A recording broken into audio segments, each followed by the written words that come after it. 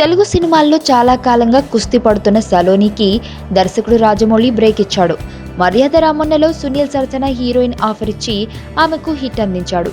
అయితే జక్కన్న ఇచ్చిన జోష్ని సునీల్ బాగా వాడుకుని హీరో అయిపోతే సలోని మాత్రం ఈ క్రేజ్ని క్యాష్ చేసుకోలేకపోయింది. ఆ తర్వాత ఒకటి అర చిన్న చితిక పాత్రలతో నెట్టుకొచ్చేసింది.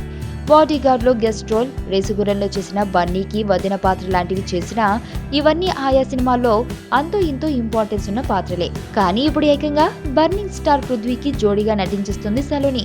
పృథ్వీని హీరోగా పెట్టి ఎవరైనా సినిమా తీస్తుంటే అందులో హీరోయిన్ గా నటిస్తే అంతో ఇంతో సరిపెట్టుకోవచ్చు.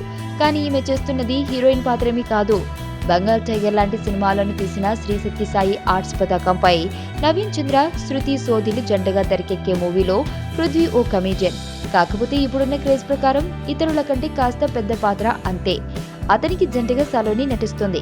ఇక రేంజ్ లో అలాంటివి తీసి పక్కన పెడితే ఇద్దరు స్కూల్ బ్యాగులు మోసుకుంటూ సైకిల్ తొక్కుకుంటూ వెళ్తున్న ఫోటోలో మాత్రం కామెడీ బాగానే పండింది.